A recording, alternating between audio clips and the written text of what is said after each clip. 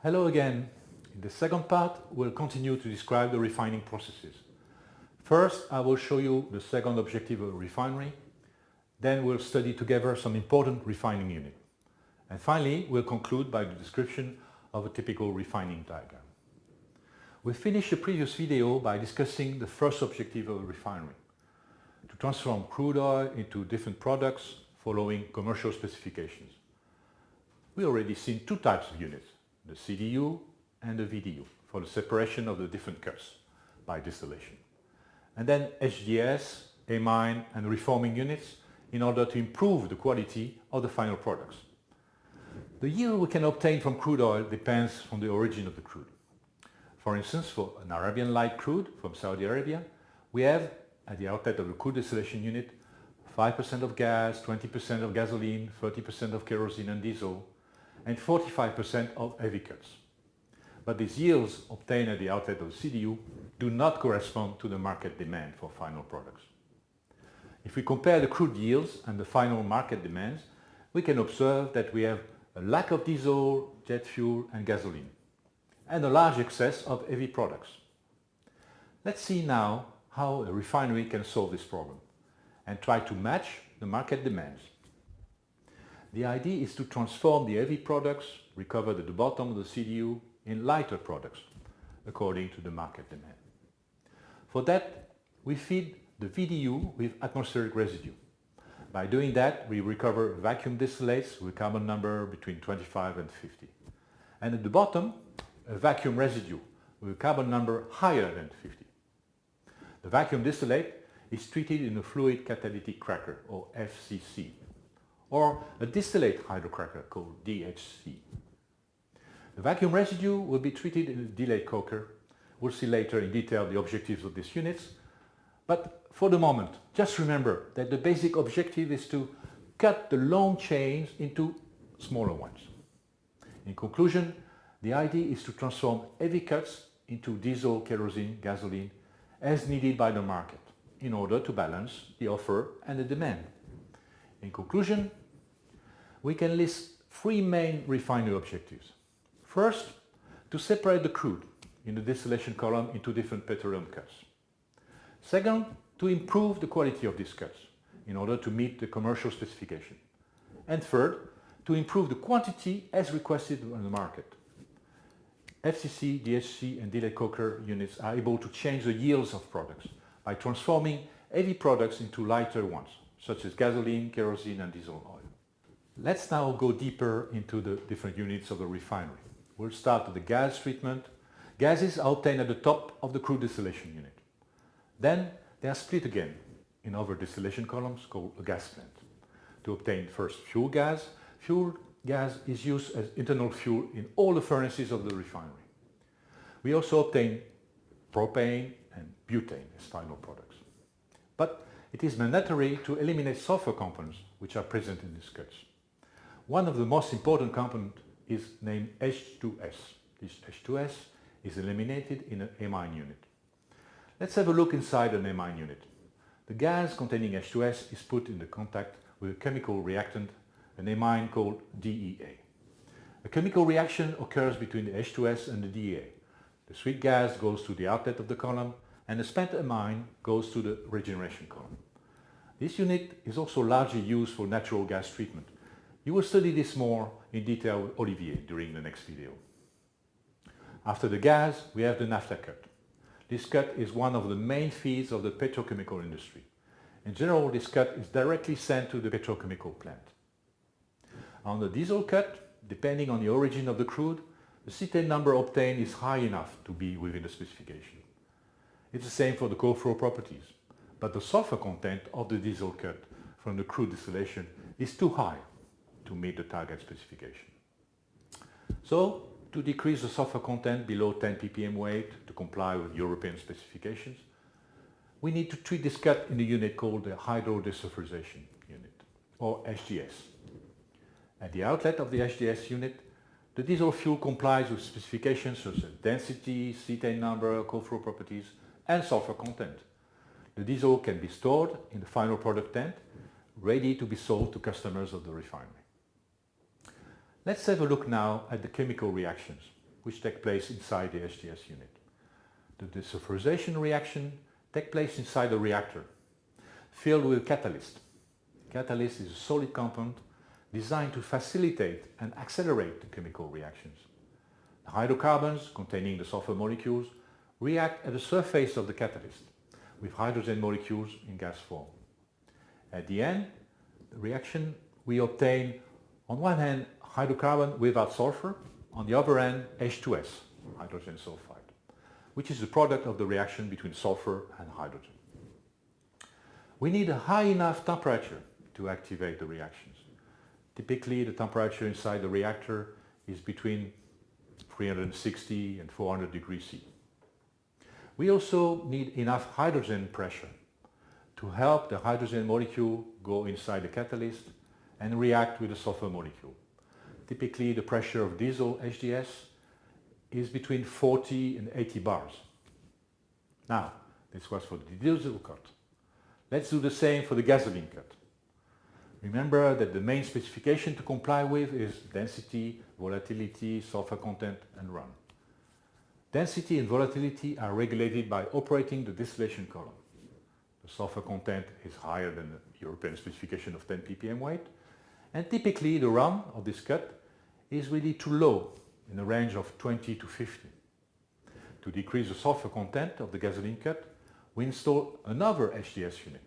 At the outlet of the HDS unit, sulfur content targeted is 0 ppm weight, because sulfur is a poison of the catalyst for the reforming unit, and also to comply with the sulfur specification of the gasoline.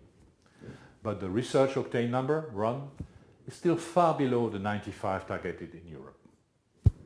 So, to increase the run, the gasoline is treated in a new unit called the reforming unit. At the outlet of the reforming unit, the gasoline is then within the specification in terms of density, volatility, run and sulfur content. The gasoline can then be stored in the gasoline final product tank. The chemical reaction takes place inside a reactor filled with another type of catalyst. The paraffins react to the surface of the catalyst and they are transformed into aromatics with production of hydrogen. The run increases because the run of aromatics is higher compared to the run of paraffins. Another type of reaction is the transformation of naphthene into aromatics with production of hydrogen again. You will see with Michel next week that aromatics are really important bases for the petrochemical industry. This reaction takes place at high temperature around 500 degrees C and at a pressure of around 20 bars. In addition, the hydrogen produced during these reactions in the reforming unit is directly used in the diesel, kerosene and gasoline HDS units. Until now we have seen the units which improve the quality of the products. Let's now discover the units which increase the quantity and the yield of the desired products. At the bottom of the CDU, the atmospheric residue is distilled under vacuum in the VDU to obtain vacuum distillate. The vacuum distillate is introduced into a fluid catalytic cracking unit called FCC. Let's have a look now at the chemical reactions which take place inside this FCC unit. The vacuum distillate is introduced at the bottom of the reactor in a big pipe called a riser. In the riser, the feed is in contact with a specific catalyst. The reaction occurs in the gas phase at higher temperatures. We recover the products of the reaction at the top of the reactor.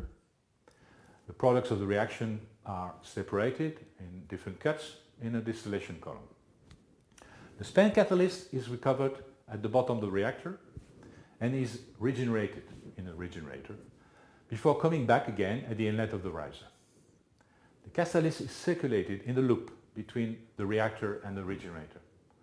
Catalyst is really specific. It looks like a very small round particles around 0.05 millimeter. This catalyst is so small that it's possible to fluidize it. To keep things simple, let's say that under some conditions it moves like a liquid. Look at this video, you will understand. The catalyst flows from the bottle to the glass like a real liquid. Under the operating conditions, the catalyst will break the long chain molecules into smaller ones. In this example, a C30 molecule is broken into a C10 and a C20 molecule. By doing so, we transform long molecules of the vacuum distillate into shorter ones. And finally, we produce additional gasoline and diesel fuel. We also obtain smaller molecules with double bonds, called olefins, like propylene. This molecule is really reactive and it is an important base for the petrochemical industry, for the manufacturers of plastics. In conclusion, we obtain at the outlet of the FCC a combination of different types of shorter molecules, mainly composed of aromatics and olefins.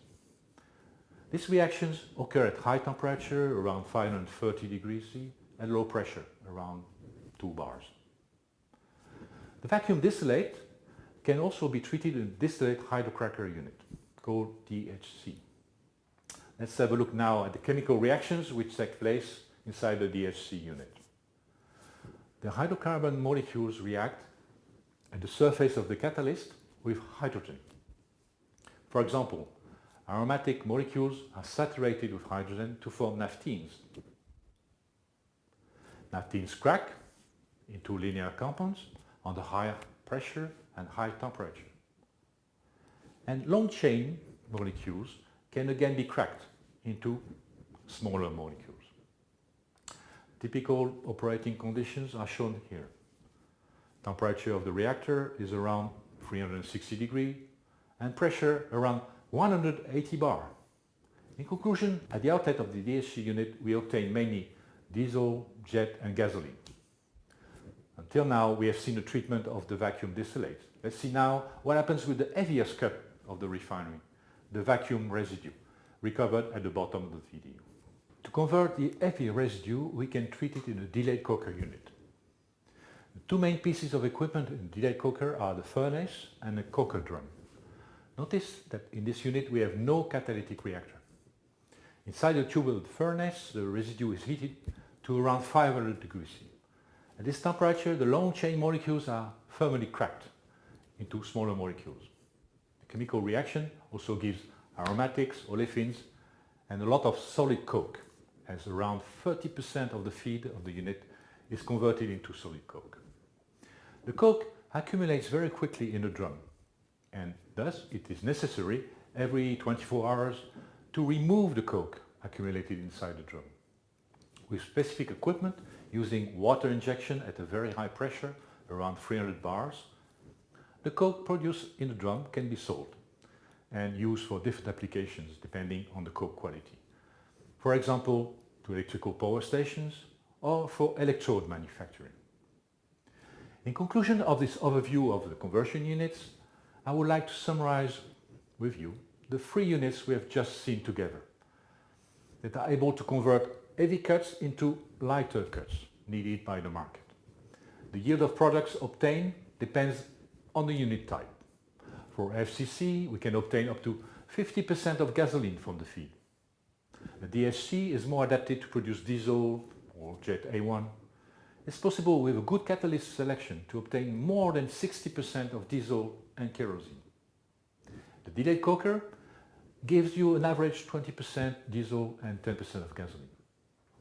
In addition, it is important to remember that the FCC unit also gives you olefinic molecules like propylene, which are important for the petrochemical industry.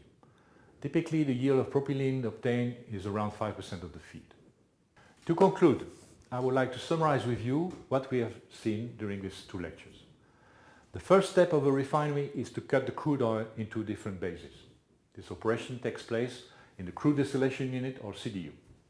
All the cuts obtained at the outlet of the distillation column are not within the desired quality specification and need extra treatment in additional refining unit.